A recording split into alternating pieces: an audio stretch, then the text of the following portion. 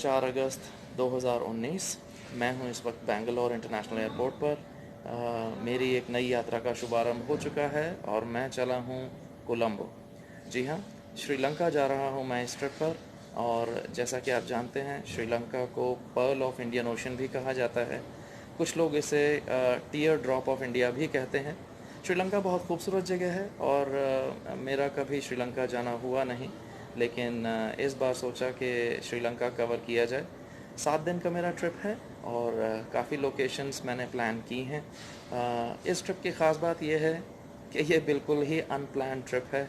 मैं कहाँ रहूँगा और कौन से लोकेशंस कवर करूँगा, मेरी आइटनरी क्या होगी, I will go with the flow. अभी मैंने कुछ भी डिसाइड नहीं किया है। तो चलिए मेरे साथ इस नई यात्रा पर। श्रीलंका देखिए मेरी नज़रों से। तो जनाब, कोलंबो में मेरा स्वागत हो चुका है। मैं श्रीलंका पहुंच चुका हूं। छोटी फ़्लाइट थी, सिर्फ 1.5 घंटे में बैंगलोर से कोलंबो तक का सफ़र पूरा हुआ।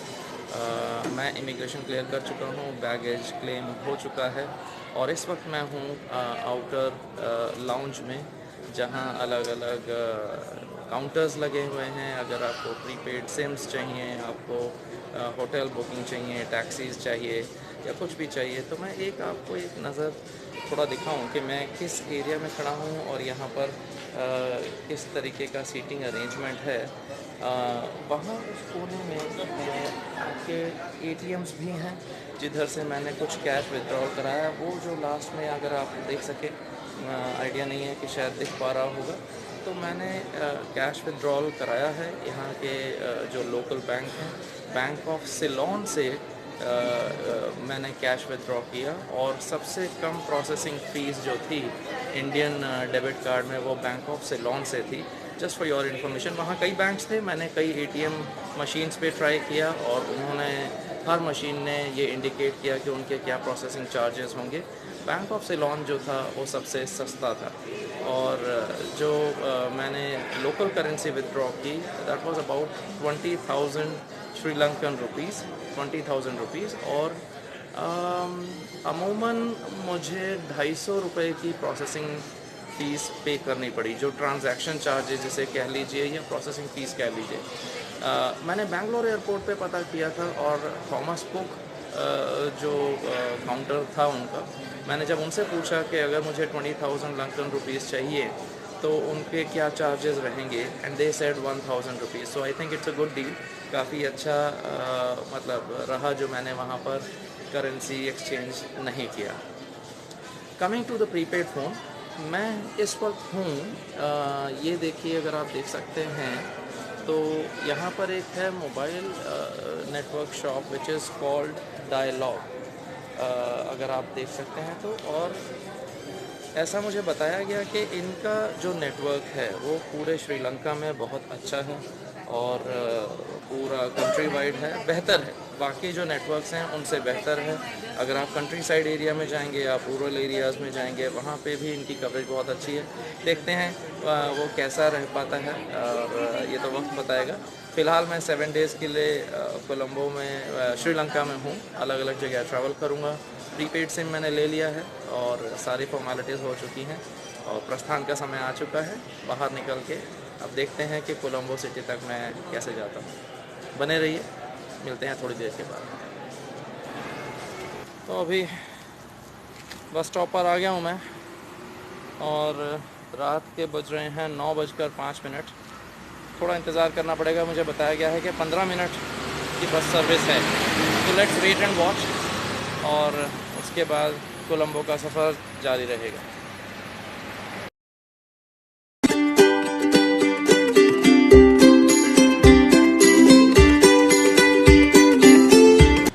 गुड मॉर्निंग दोस्तों, आज मेरा दूसरा दिन है कोलंबो में।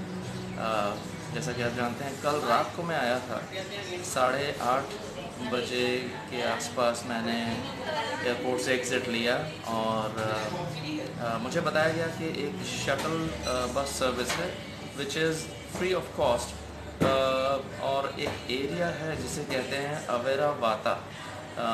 इट्स अबाउट 4 किलोमीटर्स और may be 5 kilometres from Colombo airport. बहुत ज़्यादा दूर नहीं है, हो सकता है मेरी कैलकुलेशन गलत हो, थका हुआ था और तो शटल सर्विस ली और इस अवेरा वाता एरिया के पास मैं पहुंचा। वहाँ पहुंचने तक करीबन मुझे 9:15 9:30 हो चुके थे रात के, और आखिरी एक दो बसेस थी कोलंबो के लिए। और वो आवाज़ें लगा रहे थे जैसे अपने दिल्ली में होता है या बेंगलोर में या किसी भी इंडियन सिटी में जब आप देखते हैं कि एक जगह से दूसरी जगह के लिए आपको बसेस के लिए ज़्यादा स्ट्रगल नहीं करना पड़ता है, क्योंकि वो लोग खुद ही आवाज़ लगाकर बुलाते हैं। बहरहाल, तो जैसे ही मैं वहाँ पहुँचा और मैंने देखा कि ये बसेस कोलंबो जा रही हैं, मैंने उस बस में बैठा। इट वॉज़ एन AC बस, not to costly of course. करीबन 35 to 37 किलोमीटर्स का ये फासला था, और इस डिस्टेंस को कवर करने में हमें 45 मिनट्स लगे।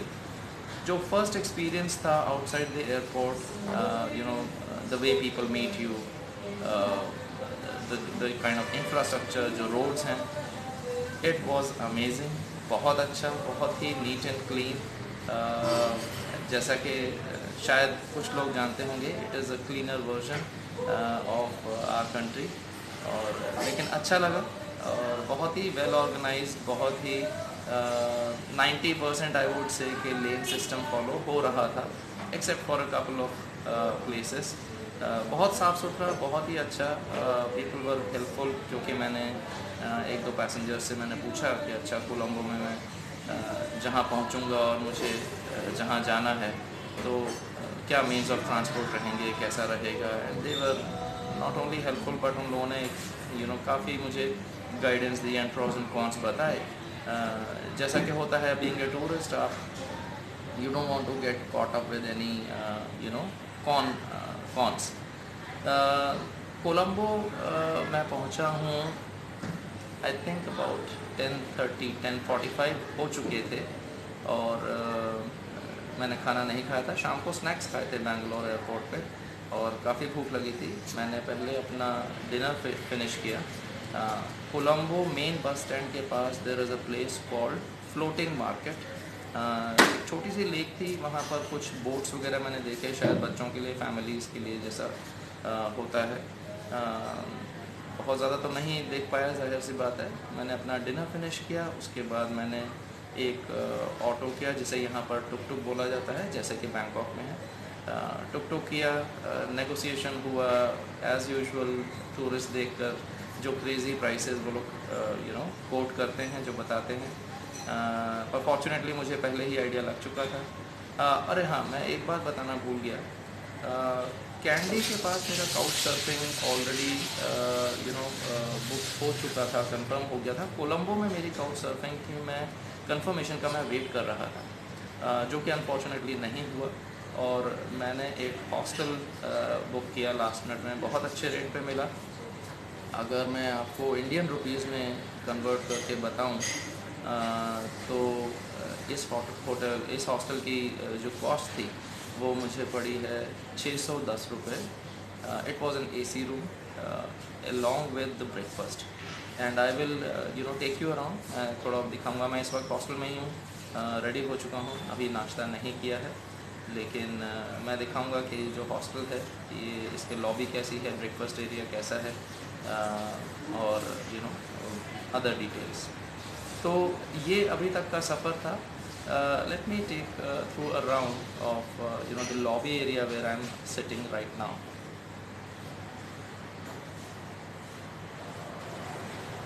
तो जैसा कि मैंने बताया कि रात को मैं इस हॉस्टल में आया था, इसका नाम है माई लिटिल आइलैंड।